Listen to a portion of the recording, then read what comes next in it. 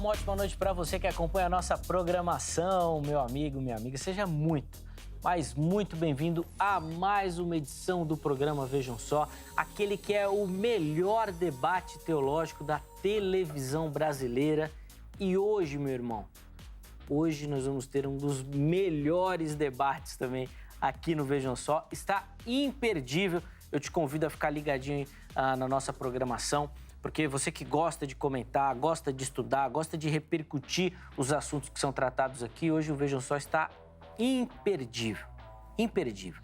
E é de fato esse o nosso objetivo, que você que nos acompanha se interesse pelos assuntos, ouça as opiniões que são expostas aqui no programa, mas mais do que isso, a partir da provocação que é feita aqui, você aí na sua casa, busque leituras, busque informação, ouça e veja outros vídeos, forme de fato o seu conhecimento.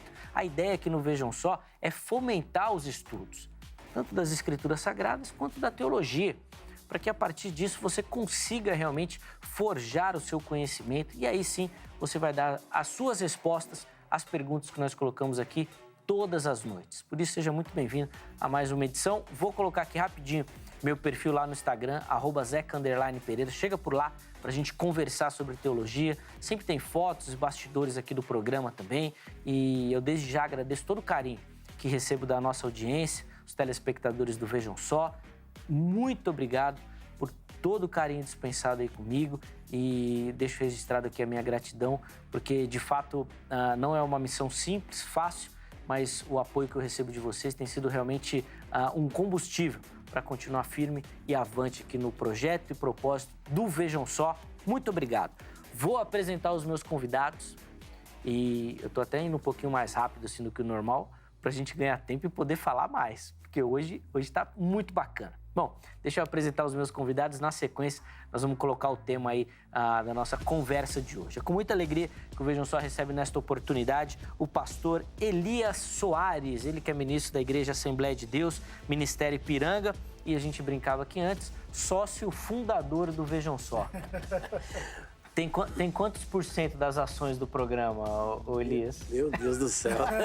São 17, meu Deus, muitos anos, desde 2006. Ô, rapaz, quase sócio majoritário da empresa já. Verdade. Elias, muito bem-vindo, uma ótima noite, sempre bacana recebê-lo aqui. É um privilégio, meu irmão. Zeca, é um prazer enorme poder estar aqui mais uma vez nessa casa que, através dela, Deus tem nos abençoado e nos projetado no Brasil e sem nenhuma empáfia no mundo, porque eu louvo a Deus que nós recebemos lá na nossa livraria jogadores de futebol, de Manchester United, do Zaragoza, lá da Espanha, da Inglaterra, de tantos lugares. Olha, eu te assisto lá no programa Vejam Só. Então, isso para nós é muito gratificante. Eu quero já deixar aqui o meu abraço para minha esposa, para minha filha e para o meu filho. E um abraço também para o nosso amigo Sim. Ezequiel Gomes, né? E para todos os nossos amigos do YouTube, PR Elias Soares Oficial, e do nosso canal no Instagram, também PR Elias Soares Oficial. Hoje nós temos dois convidados que são bombados nas redes sociais, os canais lá no YouTube, muito material. Fica aí a dica para você. Você que gosta de teologia, os dois canais são imperdíveis. Você tem que passar por lá para aprender um pouquinho mais. Endereço da igreja, pastor, por favor. Então, nós congregamos na Assembleia de Deus, Ministério Ipiranga, desde que nascemos na fé. E agora nós estamos aqui na Avenida Doutor Ricardo Jafé, número 214, no bairro do Ipiranga. Dali dá para você ver o Museu do Ipiranga, do museu dá para você ver a igreja. É conhecida como a Catedral da Independência. É a nossa sede nacional e internacional, presidida pelo nosso amigo, pastor Alcides Fávaro, para quem eu mando o meu abraço. Boa, tá aí as informações. Inclusive, vale muito a pena. Vai de manhã lá na igreja, na escola dominical. Justamente. Depois faz um passeio lá no Museu do Ipiranga, que reabriu, tá super bonito. É um domingão da bênção aí pra você. Verdade. Não é verdade? Verdade. Pronto, aí já tá feito o convite já, ó. Os contatos do Elias que ele citou, Instagram, YouTube e também o telefone lá da livraria, nós vamos deixar aí durante o programa e lá no nosso perfil do Instagram também, @programa Vejam Só, chega por lá para você ter acesso a essas informações. Elias, vamos falar rapidinho do material. Bora. Tem muito material aqui e a gente quer também debater, né? Opa. Então, bem rapidinho aqui, ó. Vou mostrar para o nosso público, por favor. Esse daí é o livro Perguntas Difíceis de Responder, volume 1. Ele tem 36 temas, entre eles com quem se casou Caim, onde esteve Jesus 12 aos 30, que era o espinho na carne de Paulo, o que é a blasfêmia contra o Espírito Santo e por que esse pecado não pode ser perdoado. Vamos falar sobre crucificação, tipos de cruzes, enfim, vários temas. Espinho na carne, boa. Perguntas difíceis de responder, volume 2. Volume 2. Esse é um livro bastante polêmico, porque nós tratamos de temas teológicos, filosóficos. Por exemplo, Jefté sacrificou sua filha? Quem foi Maria Madalena? De onde veio Deus? Quem criou o mal? Jesus tinha irmãos? Quase 400 páginas em capa dura. Boa. Esse é o volume 3, perguntas difíceis de responder. Por exemplo, o que a mulher de Jó disse para ele? Amaldiçoa Deus e morre ou abençoa Deus e morre? Na nossa tradução, está amaldiçoa Deus e morre. E em hebraico? Vatomer lo ishto de hamahazik betuma terra barech Elohim vamut. Então, o que significa isso? É um fenômeno da língua hebraica que será explicado, só que além dessa tem mais 58 temas.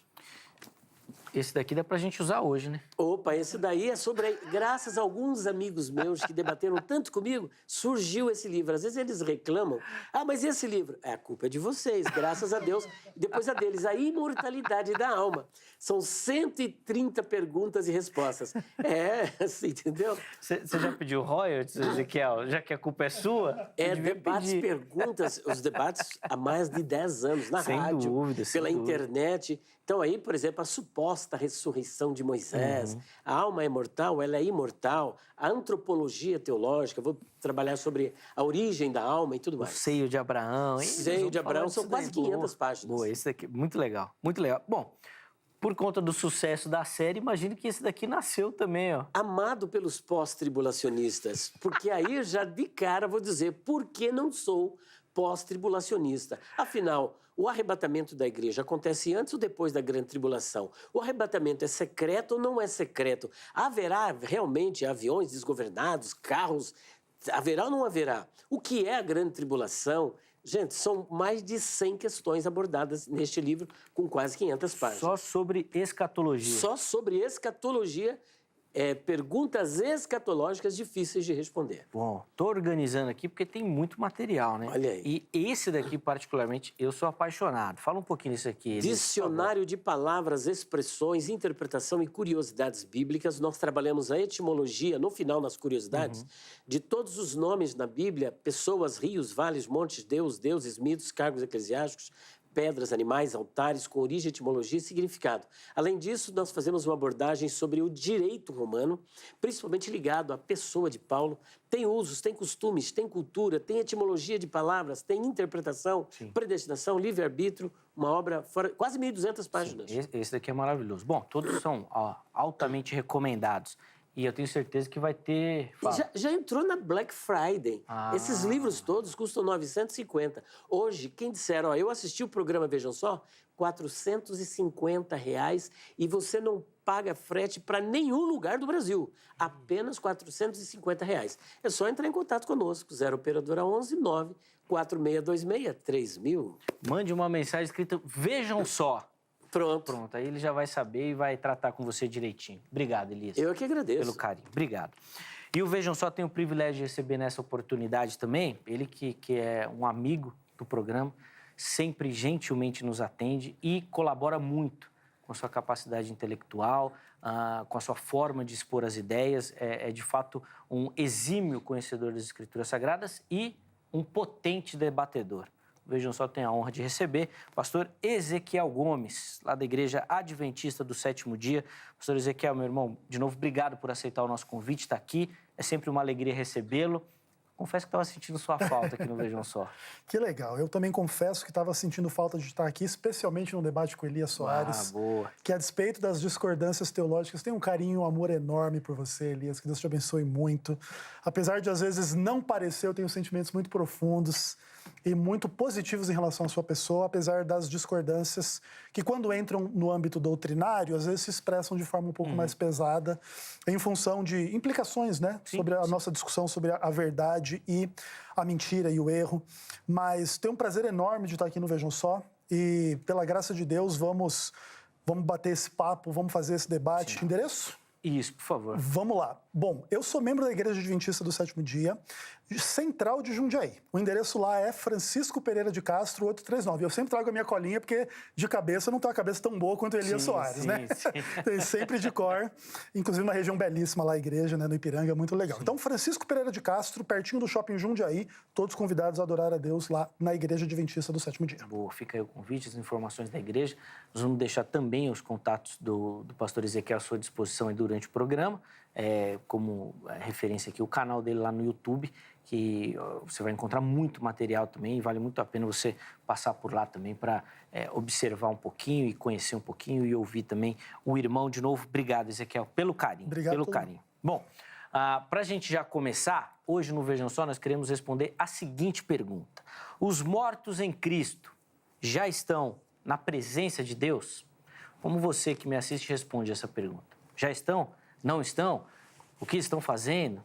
Em que momento estão? Como isso vai funcionar?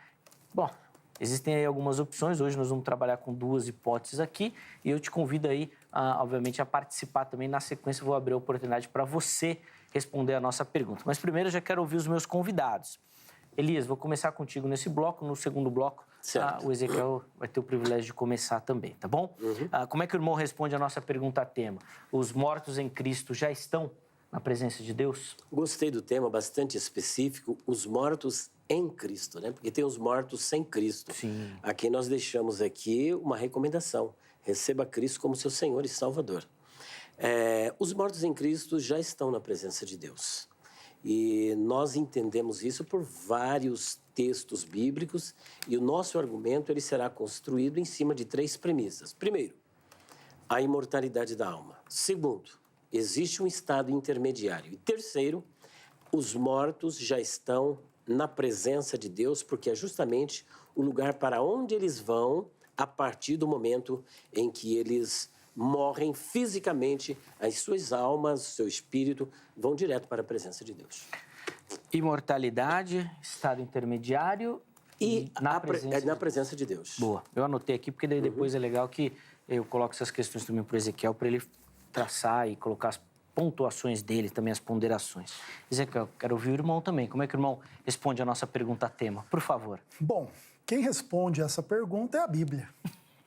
Salmo 115, verso 17.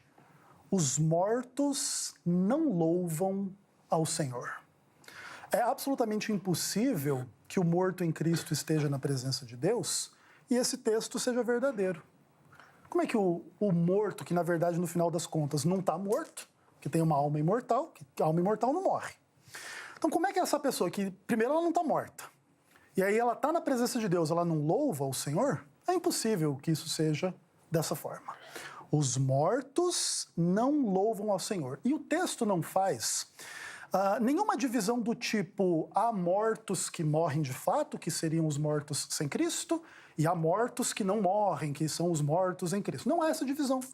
A Bíblia é absolutamente clara a respeito dos mortos, independentemente se eles morreram em Cristo ou não. E eles não louvam ao Senhor, nem os que descem à região do silêncio. A ideia é que na morte não há recordação de Deus, na morte não há louvor, na morte não há consciência, na morte não há lembrança, na morte não há amor nem ódio, conforme a revelação bíblica diz de forma clara e específica. E a única forma da teoria contrária ser verdadeira é que todas essas afirmações bíblicas estejam em erro. Como a gente não admite esse tipo de natureza doutrinária em termos de erro dentro da Bíblia, a gente pode dizer com toda certeza que os mortos em Cristo estão de fato mortos, aguardando a ressurreição, como quem dorme sem sonhar, sem ter consciência ou lembrança, sentimentos e etc., para recobrarem a vida na gloriosa volta de Jesus.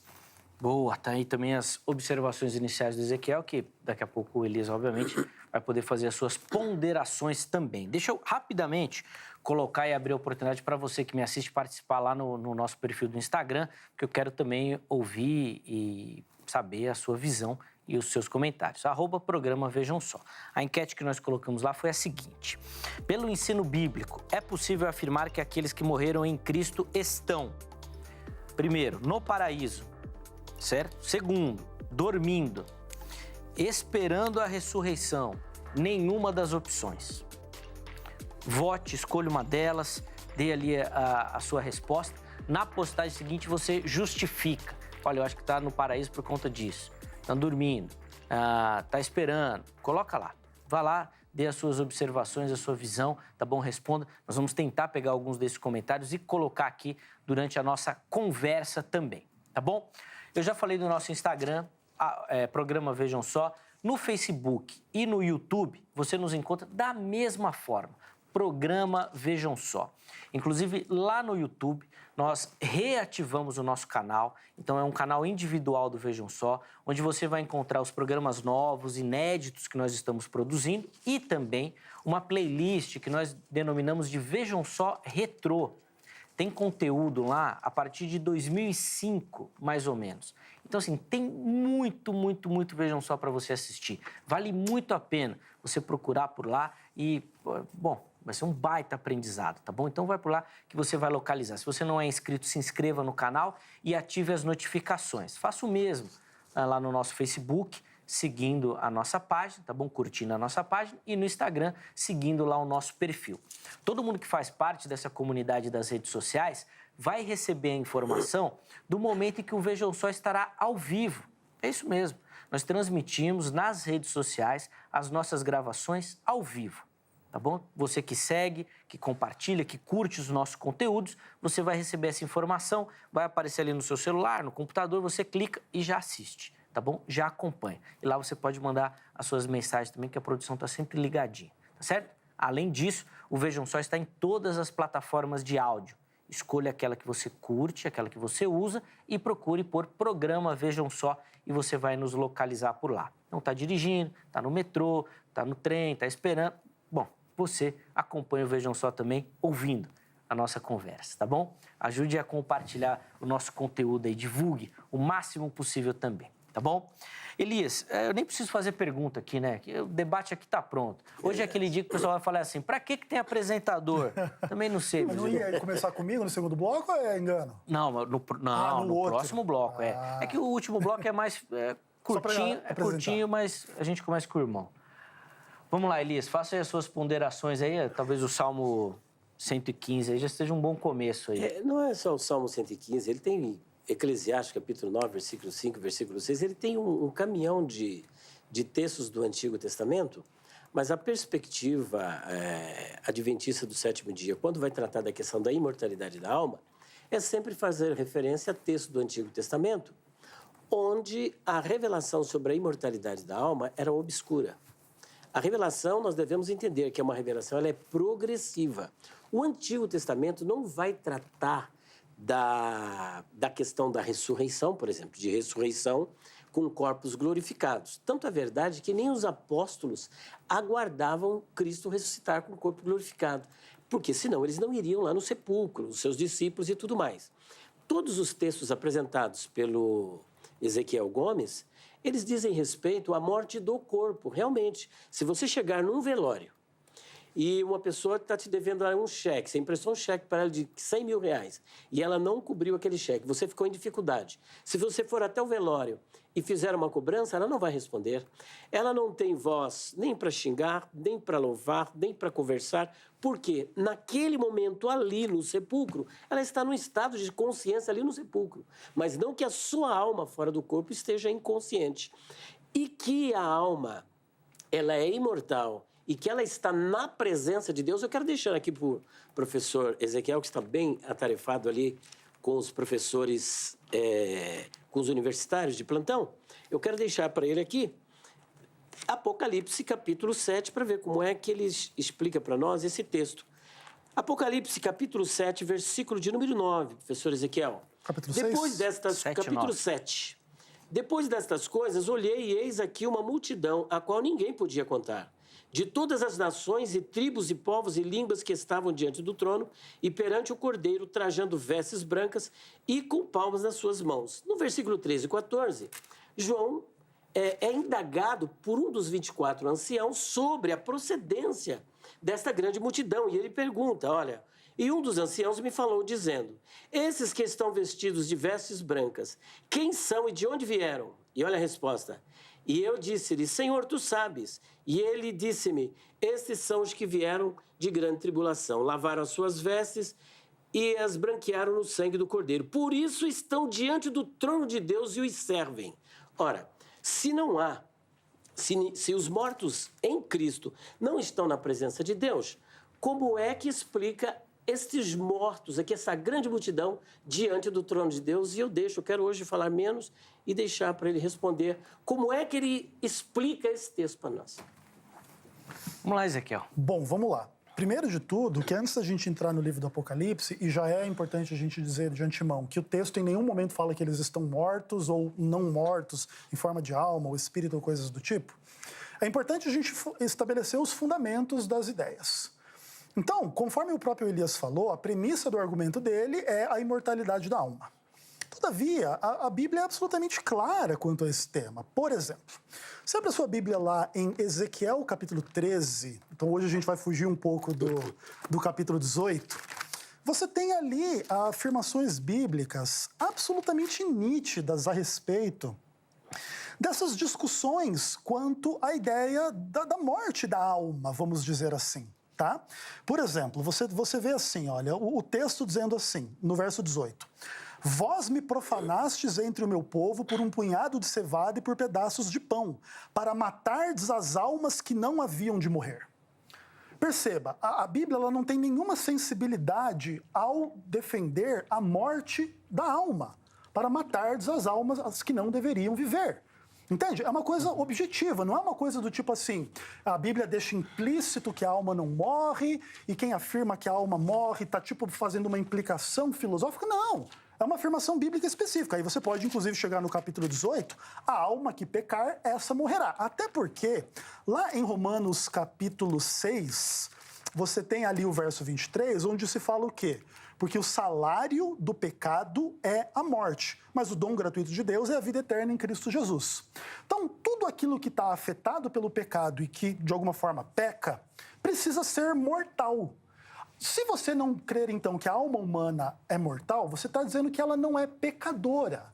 Como se nós fôssemos uma alma sem pecado, presa num corpo com pecado, e aí a gente não morre, porque aí só morre o corpo, não morre a alma, porque o corpo peca e a alma não. Você teria uma antropologia grega na Bíblia, mas a Bíblia não traz nada disso. Inclusive, lá em 2 Coríntios capítulo 7, fala pra gente se purificar da imundície do corpo e do espírito. Então o espírito também não é imortal, senão ele não teria que ser purificado de imundície. Imundície é pecado.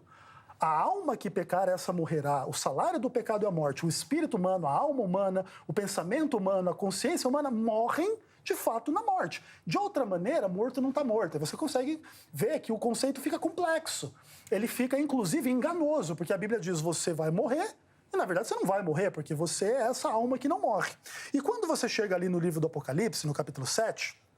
você precisa entender que o texto em nenhum momento está fazendo referência a pessoas na forma de almas desencarnadas, imortais, como se o salário do pecado não fosse a morte e essa alma ou esse espírito é imortal.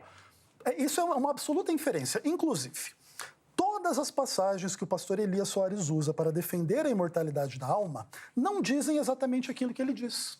Não dizem que a alma é uma entidade imaterial, não dizem que a alma é uma entidade sem pecado, não dizem que a alma, de fato, vamos pensar assim, a verdadeira identidade humana que sobrevive à morte do corpo. Tudo isso são conceitos externos à Bíblia, que são impostos sobre alguns textos que favorecem, por exemplo, Ladrão da Cruz.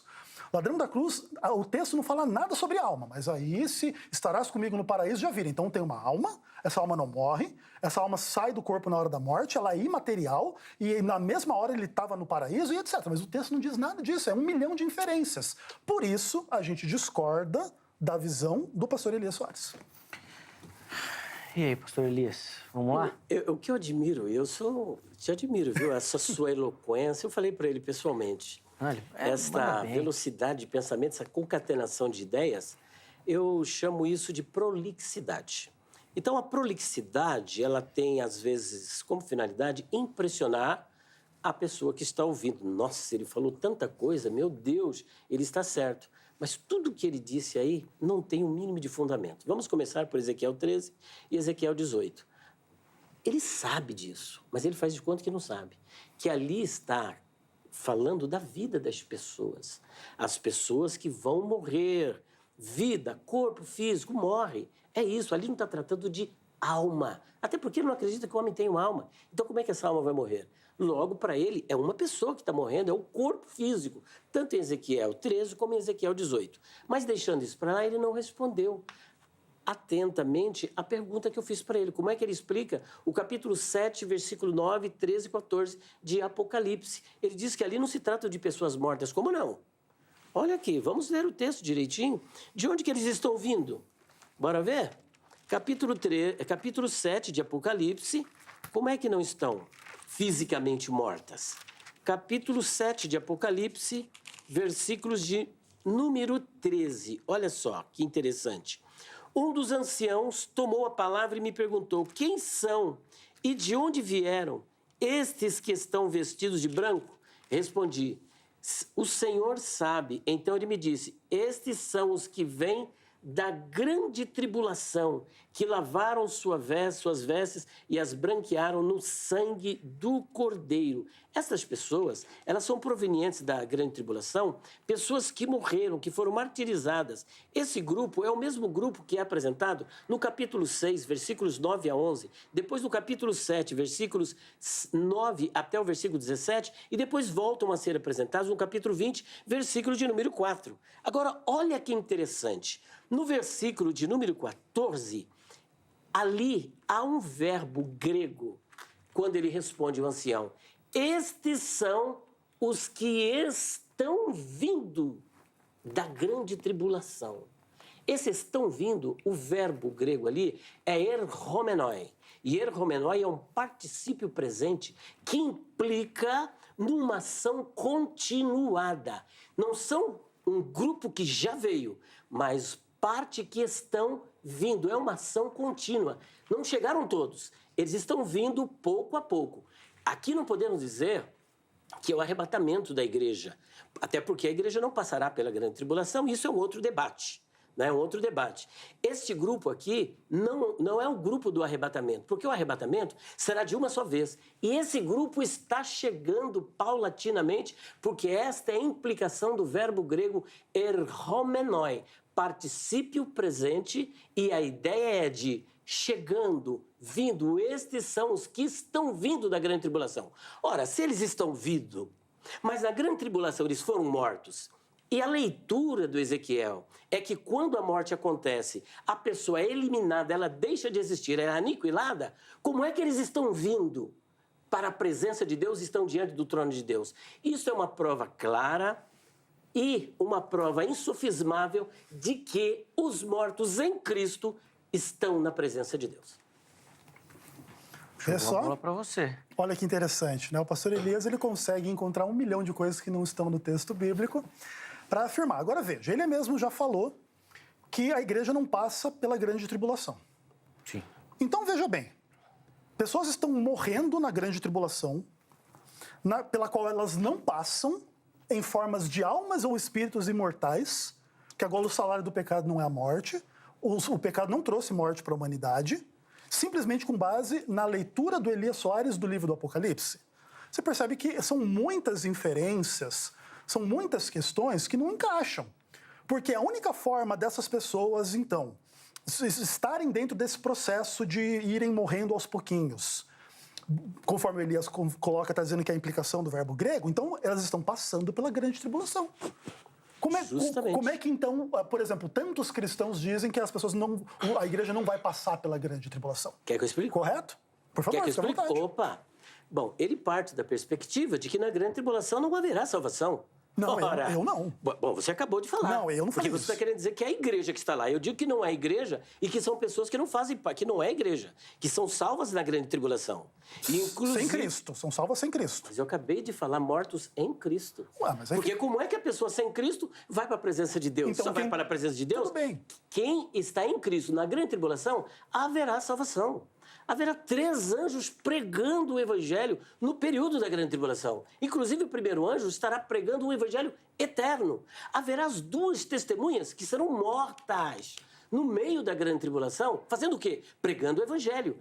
Eles vão pregar por quê? Deus vai mandar todo esse pessoal pregar o evangelho e ninguém será salvo? É claro que serão salvos.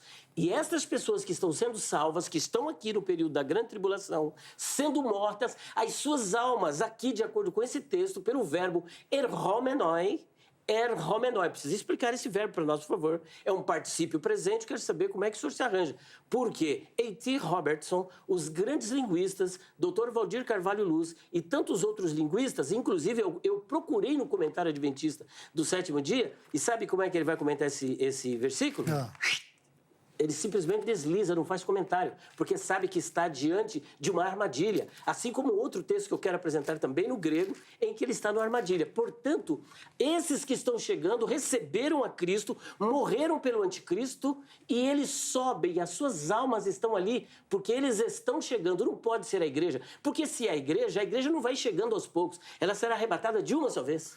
Mas aí os problemas são graves, Elias. Primeiro, se essas pessoas são mortas durante a grande tribulação em Cristo, é porque elas aceitam a Cristo no meio da grande tribulação. Justamente. Então elas fazem parte da igreja no meio da grande tribulação. Não é óbvio, quem está em Cristo faz parte da igreja, porque o corpo de Cristo, o corpo de Cristo é igreja, certo? Não tem como você participar do corpo de Cristo sem fazer parte da igreja. Então você já demonstra que a igreja passa pela grande tribulação e inclusive essas pessoas morrendo lá na sua visão e subindo ao céu em forma de alma. Todavia, Elias, o importante não é você focar no verbo grego que está no texto. É focar na palavra alma que não está no texto. Esse é o seu problema. Você está divorciado do texto, porque aqui não tem psirrei em lugar nenhum, subindo ao céu, certo? Então, ou seja, você está simplesmente inferindo que aqui essas pessoas estão desencarnadas, inclusive num contexto e num conceito absolutamente antibíblico, que na Bíblia não tem ninguém desencarnado. Então quem são elas? Essas são pessoas ressuscitadas. Mas quem? É a igreja? São salvos, sim. Exato. E a igreja está chegando de pouco em pouco? Não. Por que ela não chega de uma vez? Eu discordo da sua visão e o ponto é, o verbo não tem essa implicação do tipo, um chega na semana, o outro chega na semana que vem. Estão vindo, estão chegando. Mas a igreja não vai chegando. Olha aí, agora que é outra contradição. Não, é simplesmente o discurso de João. Se nós lermos... Simples. Veja só, eu percebi que ele ficou enroscado nesse negócio. Não, muito pelo contrário. E eu vou bater igual um pugilista agora, eu já bater na mesma tecla. É, porque eu percebi, meu querido. Sim, só não vai poder bater na tecla da palavra alma no texto que não existe. Mas vamos lá. Então você vai ter que explicar o que é que está lá. Quando chega no capítulo 6, que ele concorda que é uma pessoa, que são pessoas de verdade. Sim. Que inclusive chega até a dizer que é a igreja. Salvos. Aqui no capítulo 6, versículo 9 a 11, está escrito assim, olha. Quando o cordeiro quebrou o quinto selo, vi debaixo do altar as almas daqueles que tinham sido mortos por causa da palavra de Deus e por causa do testemunho que deram. Clamaram com voz forte, dizendo, até quando, ó Senhor, santo e verdadeiro, não julgas e vingas o sangue dos que habitam sobre a terra? Então a cada um deles foi dada uma veste branca, que são as mesmas vestes dessas pessoas que lá estão.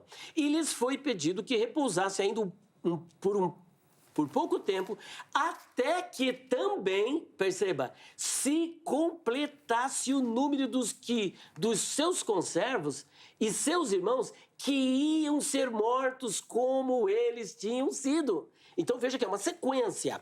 No capítulo 7 aparece os 144 mil e logo em seguida apresenta-se aqui, ó. Depois destas coisas, vi e eis grande multidão que ninguém podia contar de todas as nações, tribos e línguas. E aqui é dito que quem são esses que estão vestidos de vestes brancas? Ele diz, estes são os que estão vindo da grande tribulação. Vamos parar para pensar. Primeiro, o fato deles serem salvos não significa que eles fazem parte da igreja. A igreja já foi arrebatada. E a igreja não é arrebatada gradativamente. O arrebatamento, ele é num piscar de olhos. O arrebatamento é num átomo. Todos são ressuscitados, transformados e levados com Cristo. Não tem essa gradação do arrebatamento. É de uma só vez. Só que aqui, ele precisa explicar esse verbo grego, erhomenoi, particípio presente, que tem implicações numa chegada paulatinamente. E eles estão vindo, esta é a tradução. Depois, quando chegar em casa, o senhor dá uma examinadinha no grego. Aqui não precisa estar escrito alma. Porque se o corpo foi morto, eles foram destruídos, não existem mais, então quem é que está chegando? Se não é a igreja que foi arrebatada de uma só vez, mas são pessoas que estão chegando na sequência desde o capítulo 6 e que depois esse pessoal será ressuscitado lá no capítulo 20, versículo 4. Vamos lá, Ezequiel, O fato é, fica absolutamente claro o pastor Elias admitindo que não tem a palavra alma no texto. Ou seja, isso é uma inferência simplesmente criada com base numa fantasia, que se no final das contas tivesse razão, teria por implicação, basicamente, que toda a narrativa bíblica da conexão entre o pecado e a morte seriam falsas. O salário do pecado é a morte. Se a humanidade pecar, ela vai morrer. Na verdade, não vai. Porque olha aqui, ó, em Apocalipse 7, pessoas que morreram, mas não morreram, porque elas têm almas sem pecado, porque agora elas estão aqui, mesmo que isso não aconteça no texto, porque o arrebatamento é de uma vez e não é paulatino, o texto fala nada sobre isso. Ou seja, impõe um monte de conceitos estranhos ao texto para tentar usar a retórica do texto na direção de demonstrar conceitos que, no final das contas, são muito facilmente desmascarados. Porque se, no final das contas, o pastor Elias tivesse razão, nós teríamos, então, aqui nesse texto, o exato oposto do que a gente leu lá no Salmo 115. Os mortos não louvam ao Senhor. Então agora os mortos estão chegando, aliás, eles nem estão mortos. Olha só, o morto não está morto, está vindo de pouquinho, cada um aí, uma semana chega um, depois outra semana chega outro, e começam a fazer o quê? Louvar a Deus, porque eu duvido que alguém vai chegar lá nessa situação e não vai louvar a Deus. Aí quando a Bíblia diz que o morto não louva ao Senhor, é a Bíblia que é falsa, para a teoria do Elias Soares ser a verdadeira. Esse é o problema, entende? O texto bíblico ele pode ser objetivamente falso. Os mortos não louvam ao Senhor. Isso pode ser falso. Agora, o termo alma que não existe em Apocalipse 7, esse tem que estar lá. Ele não está escrito lá, mas tem que estar para o Elias ser satisfeito. Isso que não pode. Ou seja, você tem que deixar a Bíblia ser clara naquilo que é clara, e naquilo, especialmente, por exemplo, como um livro como Apocalipse, naturalmente é um livro de difícil interpretação. Naturalmente, é um livro que abre margem para compreensões em função dos símbolos e das imagens. Por isso, Elias quer se valer do livro do Apocalipse, porque se vê divorciado de todo o restante da Bíblia para defender a sua ideia. O Elias, antes até de você progredir, você até falou de outro texto que quer analisar também. Isso. Eu queria que o irmão só comentasse. O Ezequiel já bateu nessa tecla umas 2, 3 vezes, da questão do pecado e do salário de não ser a morte. Perfeito. Então o corpo peca, a alma não. Só para falar para a gente um pouquinho disso, por favor. Ezequiel, eu te amo em Cristo Jesus. A recíproca é verdadeira. Você sabe a verdade. É que existe os pressuposicionalistas. Você já comprou uma ideia e agora para você se desvincular dela é difícil. Mas você sabe que está claro, óbvio, virulante, gritante no texto que as mortes sobre as quais os textos do Antigo Testamento estão falando é morte física e não morte espiritual. Existem 3 tipos de morte, Zeca. Morte física, morte espiritual e morte eterna. Há 3 formas da pessoa morrer. Por exemplo, Deus disse assim, a alma que pecar, de toda árvore do jardim comerás livremente, mas do fruto do conhecimento do bem e do mal, no dia que você comer, você vai morrer. Fisicamente, responda para mim, eles morreram fisicamente? Não.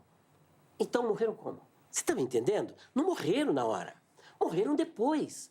Mas espiritualmente, eles se distanciaram da presença de Deus. O mundo, por exemplo, estão vivos, mas diante de Deus estão o quê? Mortos. Está cheio de mortos vivos andando pela rua. E está cheio de vivos mortos para o mundo, mas vivos para Deus. Então a morte física é uma, morte espiritual é outra. E morte eterna é a segunda morte. Aquela morte onde as pessoas ímpias que não se converteram serão lançadas no lago de fogo para sempre. Mas aqui no Apocalipse, ele está falando de almas. Olha aqui, no capítulo 20, versículo 4, vi também tronos. E nesse sentaram-se aqueles aos quais foi dada autoridade para julgar. Vi ainda as almas, eu vi as almas dos que foram decapitados por terem dado testemunho de Jesus e proclamado a palavra de Deus. Estes são os que não adoraram a besta, portanto está mostrando que eles estavam no período da grande tribulação, porque é uma sequência de textos. Capítulo 6, capítulo 7 e capítulo 20. Trata-se das mesmas pessoas que estão no período probatório, no período da grande tribulação. Eles estão aqui, olha. E olha, esses são os que não adoraram a besta nem a sua imagem e não receberam sua marca na testa e na mão e viveram e reinaram com Cristo durante 1000 anos. Lá no capítulo 7, que ele está fugindo e toda essa querendo rebobinar, fazer voltar ao texto, é o capítulo 7, versículo de número 14. Estes são os que estão vindo. Ele precisa trabalhar o verbo grego, erhomenoi. Eles estão vindo, eles não vieram de uma só vez. Eu quero que ele mostre para mim a passagem onde o arrebatamento, Jesus vai levar pouco a pouco a igreja para o céu. É de uma só vez, é um grupo, é um encontro com ele e vai para o céu. Aqui não, esse grupo está vindo pouco a pouco. Estão vindo da grande tribulação. Se o corpo foi morto, o que é que está indo para o céu? Meu querido, aceite a verdade. Elias, eu tanto sei a verdade que sei que a sua explicação é incorreta. A sua dificuldade, Elias, não é com o grego, a sua dificuldade é com o português mesmo.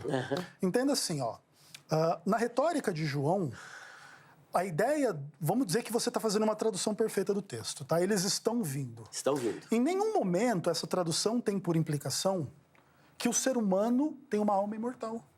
Porque, inclusive, Mateus 10, 28, lembra? Lembro. Lembra que no nosso último debate você falou que são os lexicógrafos que definem o sentido das palavras? Então, por exemplo, nós temos um lexicógrafo importante no estudo dessa questão, que escreveu o completo estudo, aliás, o estudo completo das palavras do Novo Testamento, e que inclusive fala que em Mateus 10, 28, Deus vai matar a alma no inferno. Uau. Isso é o lexicógrafo, lembra que é o lexicógrafo que define o sentido das palavras. Então, olha que importante, Elias. Deus, Cristo, ameaça a alma de morte. Vai matar. Vai matar. Entende? Entendo. Porque o salário do pecado é a morte. De outra maneira, você teria um pecador imortal, que inclusive é a sua explicação. Você diz que existe a morte física, morte espiritual e morte eterna. Isso. Vamos começar da morte eterna. A sua morte eterna não é morte. Já é o primeiro problema. A sua morte eterna é uma vida sem morte para sempre numa condição terrível. Depois eu explico isso. Isso, mas perfeito. Mas o fato é, não é morte. Eu estou vivendo eternamente numa situação de desgraça. Quando você usa a imagem da morte espiritual para negar a realidade da morte, você está fazendo uma confusão entre o que é literal e o que é metafórico na Bíblia, que inclusive é uma das grandes fontes de discussões teológicas em geral. Então, por exemplo, a alma que pecar, essa morrerá. Aí ele diz que é um símbolo. O Apocalipse, é literal. As almas debaixo do altar, lá, por exemplo, em Apocalipse capítulo 6. Esse é o problema. O Elias diz que o que é simbólico é literal e pega o literal e torna simbólico. O que eu faço é o exato oposto. Eu pego literal o que é literal. A alma que pecar, essa morrerá. E a alma debaixo do altar é simbólico. Inclusive simbolizando o que aconteceu entre Caim e Abel, quando o sangue dele é derramado e o sangue clama da terra por Deus. Inclusive também demonstrando o altar do sacrifício do Templo de Jerusalém, onde era derramado os sangues dos sacrifícios que clamavam a Deus. Então, o que acontece? Aquilo é um símbolo de que o sangue que foi derramado, e uma das acepções da palavra alma, psirrei, é sangue. Por exemplo, Jesus derramou sua alma na morte. Não é isso, Elias? Ou seja, não é que Jesus tinha uma alma imortal que nunca morreu, porque no final das contas teria a implicação que o evangelho é absolutamente falso.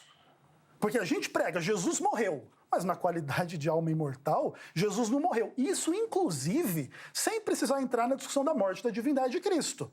Porque para o Elias Soares, não é só o Cristo divino que não morre. É o Cristo humano que não morre, porque a alma não morre. E aí a alma de Jesus não pode morrer. Ou seja, é a inversão absoluta do evangelho. Maravilha. É a negação absoluta do evangelho. E por que a gente não aceita isso? Porque a gente pega o que é literal como literal e o que é simbólico como é simbólico. Muito bem. Meu Deus. Pai, eu fico olhando para você. Jesus, tem misericórdia do teu filho, Pai. Tudo isso é para fugir de Apocalipse 7,14, do verbo grego erhomenoi? Não. Você quer que eu saia dele? Eu saio. Eu vou partir para outro texto e vou primeiro explicar isso aqui que você está dizendo. Porque eu percebi que te pegou esse texto, né? Esse verbo aí te pegou. Porque não tem como uma pessoa que está morta aqui está na presença de Deus, diante do trono de Deus. Isso eu concordo. Esses são os que estão vindo da grande tribulação. Vindo. Aquela coisa do gerúndio, sabe? Então vamos lá. Deus vai matar a alma. Vamos sair um pouquinho, porque eu percebi que ali... Depois a gente volta, tá? Deus vai matar a alma do ímpio. Ele conseguiu... Qual é o nome do lexicógrafo? Pode falar. Spiros Zodiates. Meu Deus do céu. É o nome dele, né? É o organizador da obra. Gente, me perdoe, por favor. Você viu a armadilha que ele te arrastou? Deus vai matar a alma. E saiba que estou dentro do meu tempo. Tá. Se você puder só me responder, eu pergunto, você responde? Tá. quando é que isso vai acontecer? Depois da segunda ressurreição. Depois da segunda ressurreição, que é depois do milênio. Perfeito. Então, se ele só vai matar depois do milênio, a minha pergunta fica: Caim, que lá no início do mundo morreu, se ele só vai matar a alma depois do milênio, que nós nem sabemos quando é que vai acontecer, só depois da volta de Jesus já vão se passar 1000 anos, só que tem 6.000 anos para trás. Perfeito. Imagina, o que acontece com a alma de Caim? Porque Deus vai matar, ele está dizendo, né? Então, no mínimo aqui, ele está admitindo um estado intermediário, porque enquanto esta alma não morre lá no Lago de Fogo, que é o Lago de Fogo ao qual ele se refere, né? Então, essa alma continua viva, porque Deus vai. Não significa que Deus matou e nem que essa alma morreu. Quando se diz o salário do pecado é a morte, por que o salário do pecado é a morte? Todo aquele que peca, por exemplo, uma pessoa quando cai num pecado grave, numa blasfêmia contra o Espírito Santo, numa apostasia deliberada, ela pecou e ela morreu espiritualmente. Ela está viva. Ele cometeu uma blasfêmia contra o Espírito Santo, mas ele continua. Ele foi desligado da comunhão da igreja, apesar que lá batizou de novo, o pecado está lavado, né? Tem pecado, está tudo certo, né? Mas você sabe que a blasfêmia contra o Espírito Santo não tem perdão. Não adianta ela dar batizar. Com todo, até me desculpa de eu dizer isso, porque eu não quero aqui desrespeitar jamais a sua denominação. Porque cada um tem a sua ética, né? Mas a blasfêmia contra o Espírito Santo, por exemplo, não tem perdão. Concordo. Mas só que a pessoa que blasfemou continua viva. Olha que interessante. Quer dizer, a alma que pecar, essa morrerá. Ou seja, a pessoa que peca morre. O cara blasfemou e continua vivo. Por exemplo, o pessoal aí no mundo. Todos pecadores em adultério e vivos. Olha que interessante, não é também uma contradição? Então nós precisamos entender esse conceito de morte. E o outro conceito é o conceito de alma. Porque ele coloca tudo no mesmo pacote, uma vez que a alma tem um campo semântico amplo, vasto, e nós precisamos definir a alma em cada ponto. Então é isso que é necessário. Agora o senhor fica me devendo Apocalipse 7, versículo 14. Quem são eles? São os que estão vindo. Morreram lá na grande tribulação, mas estão vindo. Não vieram de uma vez só. Estão vindo.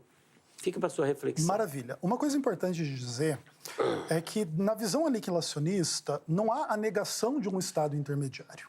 Entre a primeira e a segunda morte, existe um estado de tempo, obviamente.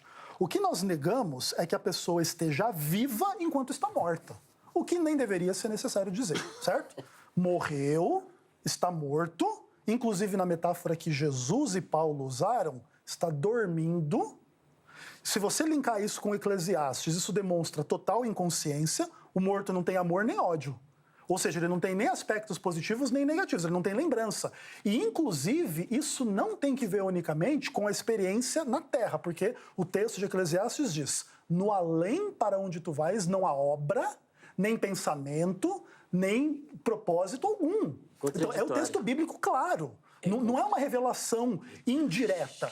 No além para onde tu vais não há pensamento, não há obra e etc. Então, esse estado intermediário existe. O que não existe é vida no estado intermediário, como se a pessoa morre, mas não morre. Ela morre, mas sai do corpo. Ela morre, mas na verdade ela não morre. E no final das contas, o que acontece? As pessoas que estão mortas espiritualmente, quando pecaram contra o Espírito Santo, elas não estão mortas literalmente. No momento em que elas morrerem literalmente, elas não estarão mais no adultério. Que, inclusive, é a revelação que demonstra o quanto o senhor Elias Soares está totalmente errado sobre o texto de 2 Pedro. Que o senhor também diz lá que tem uma tal de uma alma reservada em juízo, que o texto não fala de alma. Mas quando vai se descrever o grupo que está em 2 Pedro, são aqueles que andam em prazeres carnais. A alma anda em prazer carnal? A alma tem carne? Eles blasfemam contra autoridades governamentais, eles estão lá com os olhos cheios de adultério, e tem um monte de descrição lá de 2 Pedro. Demonstrando, inclusive, que, mais uma vez, Elias Soares coloca o termo alma onde a alma não existe.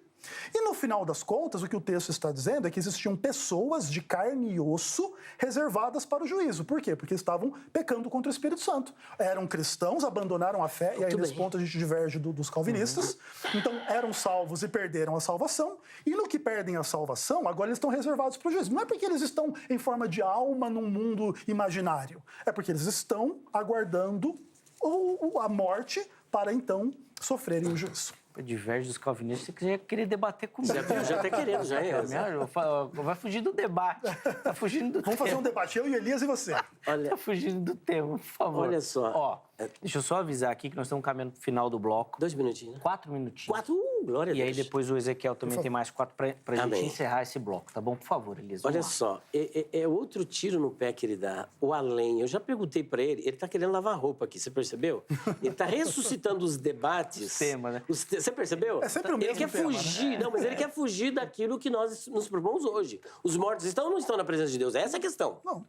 E não é ficar lavando roupa sobre Ezequiel 18. Você está querendo lavar roupa. Eu percebi que você veio. Ai, hoje eu vou desabafar. Desabafa, meu filho. Se te faz bem, desabafa.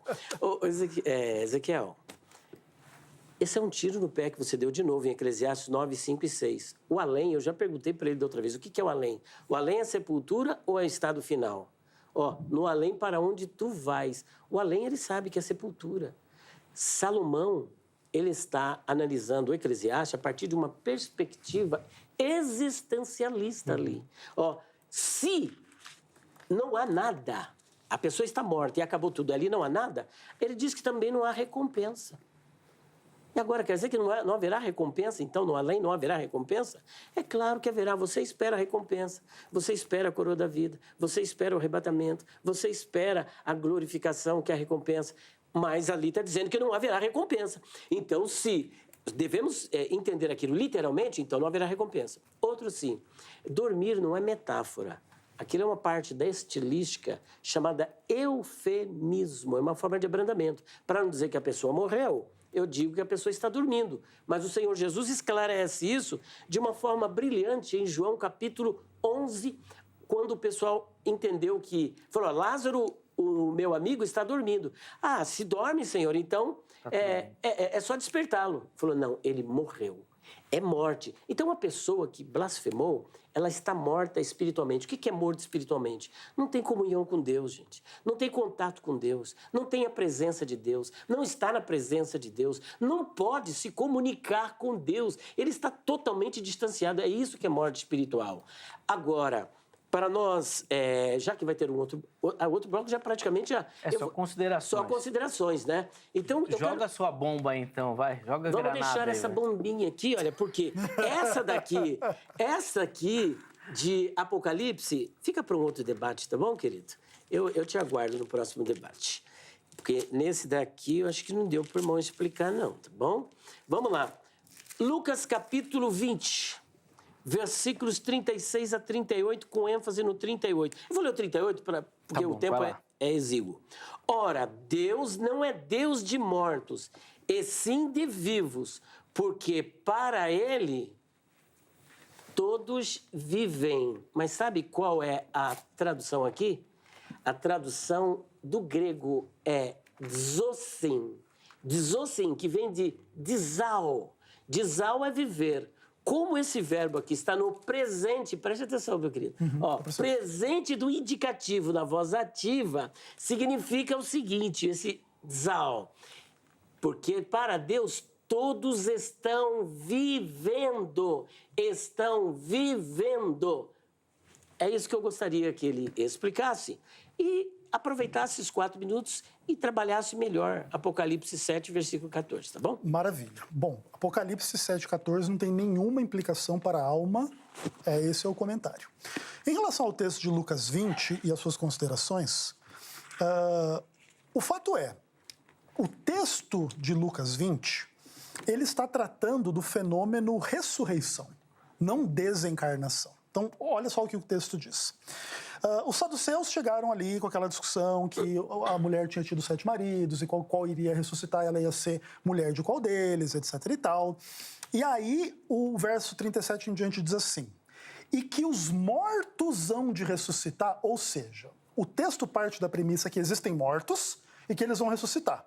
O texto não parte da premissa de que morto não está morto, porque é a alma imortal, e que aí, inclusive, tornaria a ressurreição irrelevante, porque a pessoa seria imortal mesmo que não ressuscitasse. Então, morto, está morto e vai ressuscitar.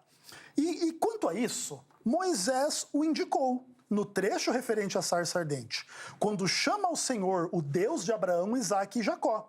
Ora, Deus não é Deus de mortos, e sim de vivos, para eles todos vivem. Então disseram alguns dos escribas, mestre, respondeste bem. Quando Abraão viveu na presença de Deus. Quando Isaac viveu na presença de Deus. Quando Jacó viveu na presença de Deus. Porque ele é Deus de vivo, ele não é Deus de morto, ele não é Deus de fantasma, ele não é Deus de fantasia, ele é Deus de pessoas reais. E esses mortos vão ressuscitar. Esse é o ensino do texto. O ensino do texto não é esse morto não está morto. Outra coisa, o Elias Soares diz que no final das contas, as pessoas, elas não morrem, os ímpios, por exemplo, e elas vão viver eternamente sem Deus e etc e tal. Mas lá no livro de Atos, no capítulo 17, diz que em Deus nós vivemos, nos movemos e existimos. Como é possível alguém viver, existir, se não seja em Deus? Qual é a capacidade que alguém tem, de fato, de ter uma separação de Deus no nível absoluto? Ninguém! De outra forma, Deus nem seria soberano sobre Satanás, porque Satanás estaria totalmente separado de Deus, nem sobre os ímpios, porque os ímpios estariam totalmente separados de Deus. Então, como Deus é soberano sobre o diabo, sobre os seres humanos e sobre o mal, tudo existe nele. E, inclusive, por causa disso, Deus marcou um tempo para eliminar o mal, o diabo e os pecadores. Por isso, inclusive, a verdade é que todos esses textos bíblicos que o Elias colocou falam da ressurreição. Esse é o grupo que está lá, ressurreto, em Apocalipse capítulo 7, que inclusive antevê os temas que vão ser tratados depois no final do livro, até o Apocalipse 21. E já não haverá mais morte, diz o texto. Por quê? Porque enquanto a ressurreição não acontece, o que existe é morte, porque é o salário do pecado. De outra forma, você teria uma absoluta inversão. E também vamos deixar registrado aqui que Elias Soares, se eu fugir de Apocalipse 7, como se isso fosse uma coisa muito grave, e estão vindo, você fugiu? Elias Soares fugiu de dizer aqui diante de todos que Jesus Cristo não morreu. Elias, pregue o evangelho do Jesus que não morreu.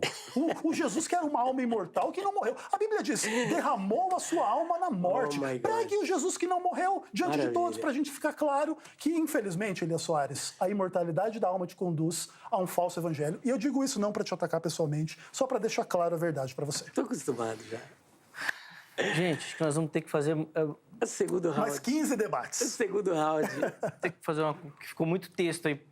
Passou aí e a gente não conseguiu comentar. Vamos ver se a gente consegue organizar isso. Eu preciso encerrar esse bloco. O próximo bloco, ele é bem curtinho. Então, é só considerações finais e uma aplicação do tema para você que nos assiste, tá bom? Então, fica ligadinho que no próximo bloco, os convidados terão essa oportunidade aqui e vão fazer essas considerações e uma aplicação para você, tá bom? Fica ligado. Deixa eu só dar 2 recadinhos e a gente já vai para o intervalo. O primeiro da Grade, Academia Teológica da Graça de Deus. Gosta de estudar as Escrituras Sagradas, gosta de estudar teologia? Procure pela Grade. Código 11 3115 0819. Código 11 3115 0819. Liga lá, anota, amanhã você liga e aí tira todas as suas dúvidas. Tenho certeza que você vai conseguir se encaixar em algum formato lá da Grade, tá bom? Além disso, vou deixar aqui para você o site da HIT. Gosta da emissora, da programação, do nosso conteúdo? Chega por lá que tem muita informação para você, tá bom? Além disso, a HIT também está em todas as redes sociais. Vou dar destaque aqui para o nosso canal lá do YouTube, onde além de acompanhar a programação ao vivo, você consegue ver e rever toda a nossa programação.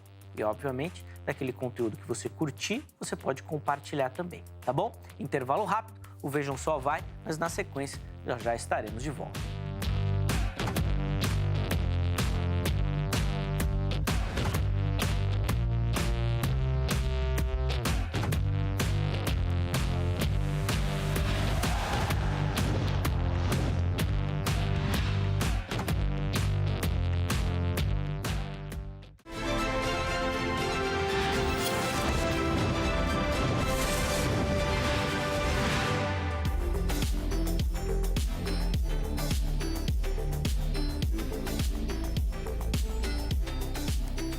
Muito bom, já estamos de volta aí com o Vejam Só, intervalo bem rapidinho na nossa conversa.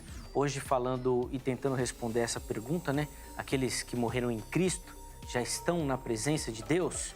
Recebendo aqui no nosso estúdio o pastor Elias Soares e também o pastor Ezequiel Gomes. Tem sido um momento de grande edificação, de aprendizado, 2 exímios conhecedores das Escrituras. Eu tenho certeza que você que nos acompanhou aí aprendeu demais. Nesse bloco, bem curtinho, mas tempo de considerações finais e uma aplicação para você, tá bom? Antes disso, deixa eu só dar aquela moral para você que nos assiste, gosta do Vejam Só e manda suas fotos participando. Mande a sua foto ou pelo Facebook ou pelo Instagram. Escolher a plataforma que você usa e envie. É fácil, tá bom? Não precisa ser uma foto produzida, não. Isso é uma selfie mesmo. Põe ali o Vejam Só de fundo, a TV, faz a selfie e já encaminha ali por mensagem direto na plataforma. Junto com a foto, nome completo, cidade e estado. Porque aí a produção recebe e depois vai fazer contato com você a partir desta mensagem que você enviou, tá bom? Vai lá, participe, todo mundo vai concorrer a um presente. Vou mostrar o presente na sequência. Primeiro, as nossas fotos.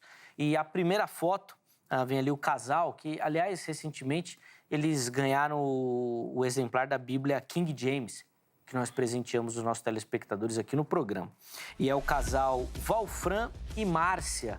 Exatamente, eles mandaram aí uma outra foto lá, inclusive com a Bíblia King James, e eles mandam ali o agradecimento, né, pela resposta que eles tiveram e falam que agora só dá TV Hit lá na casa deles. Obrigado, viu, meus irmãos? E eles declaram realmente o quão abençoado tem sido a nossa programação para eles e para a família também. Fica aqui o nosso abraço, tá bom? Muito obrigado pelo carinho. A próxima foto é aqui do interior, São José dos Campos, aqui em São Paulo. Marinete Prado é a nossa telespectadora. Ô, Marinete, assim eu já não sou bonito. E nessa foto eu tô parecendo um desenho animado. Ô, Marinete, eu tenho certeza que a culpa não foi sua, viu, Marinete? Foi a minha produção que não me ajudou. Olha meus meninos que fazem comigo. Obrigado, viu, Marinete, pelo carinho, pela audiência. Olha lá. Gente, tô parecendo aqueles brinquedos que tem a cabeça maior. Assim. Ô, Jesus. Obrigado, viu, minha irmã, pelo carinho. Depois eu vou cobrar meus meninos aqui, que eu tenho certeza que eles que mexeram na sua foto. Que a sua foto veio direitinho, viu, minha irmã? E, ó, vamos encerrar o nosso passeio lá na Bahia, cidade de Itabuna. Ô, terra boa e abençoada. E quem aparece aí, ó, é a Neide Messias, nossa telespectadora. Ó, fez aquilo que eu acabei de falar, ó. Posicionou ali, fez uma selfie simples e mandou pra gente. Obrigado, viu, Neide? Pode ser na vertical, na horizontal, do jeito que você achar mais fácil. Faz a foto e manda que a gente arruma aqui e coloca você aqui na nossa tela. Todo mundo vai concorrer a este presente aí. São 2 livros de autoria do professor Luiz Saião, O Problema do Mal no Antigo Testamento e uma análise do Sermão do Monte. Inclusive, recentemente, o professor Luiz Saião esteve aqui no Vejam Só falando, dando uma entrevista pro Heber Cocarelli, né, sobre esses 2 livros, tá bom? Vale muito a pena, é só você procurar no nosso canal que você vai localizar. Nós vamos mandar esse material para você. Mande a sua foto e participe, tá bom? Meus irmãos, o tempo é curtinho aqui, eu acho que dá para dar 4 minutos. Pode ser, Angélica? 4 minutos para cada um, para considerações finais e uma aplicação, tá bom? Ezequiel, vou começar com o irmão, então, como prometido nesse bloco, depois o Elias. 4 minutos, a produção vai marcar lá pra gente. Por favor. Maravilha. Bom, primeiro de tudo, uma honra gigantesca estar aqui. Elias, excelente debate mais uma vez, como os outros também foram. E no mérito da discussão, as implicações da doutrina da imortalidade da alma e de que o ser humano morre, mas não morre, em forma de alma, o espírito está diante de Deus, elas são muito grandes. Elas trazem um certo consolo para as pessoas diante da morte. Porque aí a ideia é que ninguém está morto. Então, o meu pai que morreu, a minha filha que morreu, ou eu quando morrer, na verdade não estarei morto, mas estarei diante de Deus caso a pessoa tenha esperança na salvação. Todavia, quando a gente dá uma esperança desse tipo para as pessoas, a gente esquece do outro lado. Muitos ímpios poderiam dizer, eu tenho uma alma imortal mesmo. Eu não vou morrer de qualquer forma, mesmo que eu vá para o inferno, eu vivi a minha vida aqui, vou ter a minha vida eternamente aí sem Deus. Eu estou sem Deus aqui hoje e está tudo bem. Quem sabe lá na eternidade eu esteja sem Deus e esteja tudo bem também. Isso é um engano terrível, que ninguém gostaria de ser responsabilizado por, de alguma maneira, incentivar pessoas nessa direção. Claro, nós não somos culpados dos pecados das demais pessoas, das más compreensões, mas é importante a gente entender isso. Mas o mais importante para mim é que a doutrina da imortalidade da alma, ela despreza o que Cristo realiza. O que Cristo vem realizar? Ele vem realizar exatamente através da sua morte, e aí tem que morrer, não pode não morrer, a nossa salvação. Se eu posso negar que eu morro, que Jesus morre, porque ninguém morre nessa história, o âmago daquilo que é o Evangelho fica absolutamente esvaziado. Em nome de uma esperança que tem a sua legitimidade, mas que não tem respaldo bíblico. Pergunta para Elias Soares, onde é que a alma é imaterial? Em lugar nenhum. Por exemplo, Elias Soares falou aqui que a palavra alma tem muitas acepções. Isso é verdade. Mas não tem uma acepção que é uma entidade imaterial, imortal, que desencarna, que daqui a pouco alguém pode dizer também que reencarna. Não estou dizendo que o Elias diz isso, tá? Mas estou dizendo que alguns dizem isso. Então, porque a ideia é, quando você dá o start, você diz assim, essa alma é imortal. Você não consegue impedir as pessoas de levar esse raciocínio avante. Então essa alma ela não morre. E aí, se ela não morre, qual Deus seria melhor? O Deus que tortura a alma do ímpio eternamente ou que dá uma segunda chance na reencarnação? Então, a reencarnação ela consegue se imiscuir no meio de cristãos, inclusive tem cristãos espíritas, exatamente por causa desse tipo de ideia. Porque diz que a alma não morre, então o Deus que dá a reencarnação, ele é mais bonzinho que o Deus do Elias Soares, que você morre sem Deus, aí você vai ser torturado eternamente e também você não vai morrer, porque a morte eterna do Elias Soares é a morte onde ninguém morre.